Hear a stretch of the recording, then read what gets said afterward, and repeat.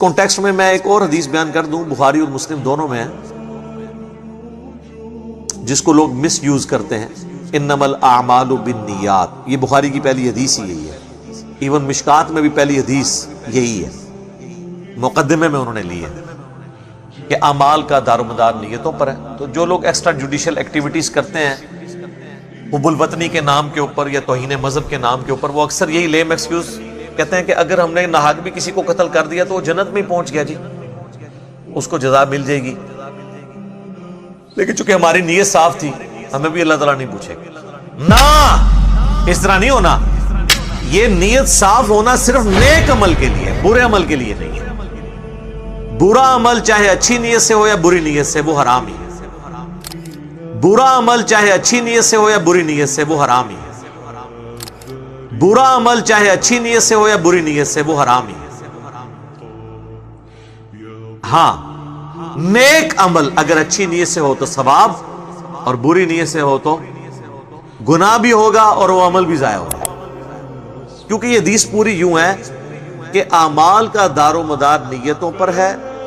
جو شخص اللہ اور اس کے رسول کے لیے ہجرت کرے، اس کی ہجرت اللہ اور اس کے رسول کے لیے لکھی جائے گی، اور جس نے ہجرت کی دنیاوی کسی کاروبار کی خاطر یا کسی عورت سے نکاح کی خاطر، اب یہ دونوں کا عمل حال ہے، کاروبار کرنا بھی اور نکاح کرنا بھی۔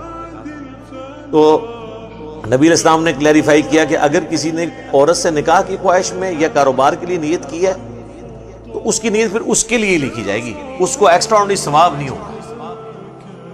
تو یہ حلال کام کی بات ہو رہی ہے۔ یہ انما الاعمال بالنیات آدھی حدیث پڑھتے ہیں، پوری حدیث پڑھیں تو صحیح۔ لہذا اس کو مس یوز نہیں کر سکتے۔ برا عمل چاہے اچھی نیت سے ہو یا بری نیت سے، وہ حرام ہے، اس کو ہم بالکل سپورٹ نہیں کرتے۔ اور آخری بات اس میں، قتل ناحق کسی مسلمان کا ہو، کافر کا ہو، سب کو کنڈیم کرنا چاہیے۔ یہ اکثر جب کافروں کے مرنے کی خبر آتی ہے تو مسلمان خوش ہو جاتے ہیں، یہ غلط بات ہے۔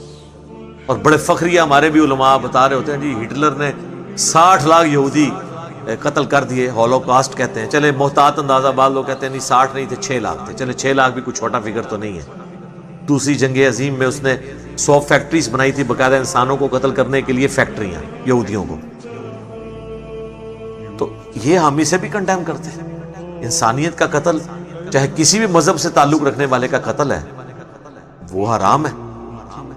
دنیا کی کوئی عدالت ہٹلر کو 6 لاکھ دفعہ یا 60 لاکھ دفعہ پھانسی نہیں دے سکتی، لیکن اللہ تعالیٰ اس پہ قادر ہے کہ قیامت والے دن 6 لاکھ دفعہ اسے زندہ کر کے 6 لاکھ دفعہ پھانسی چڑھایا جائے، ہر اس یہودی کے قتل کے بدلے میں جو اس نے ناحق کیا۔ یہ یہودیوں کو جو قتل کیا گیا تھا نا وہاں پہ ہولوکاسٹ میں، وہ اس وجہ سے کیا گیا تھا، وہ کہتے تھے کہ ہمارے معاشرے میں مذہبی لوگ مس فٹ ہیں۔ بالکل آج جو ہمارا سٹیٹس ہے نا یورپ اور امریکہ میں کہ مسلمان بڑے فنڈامنٹلسٹ ہیں، یہ بڑے مذہبی لوگ ہیں، ہم ماڈرنائز ہو چکے ہیں، یہ مس فٹ ہیں اس معاشرے میں، یہ دہشت گرد ہیں۔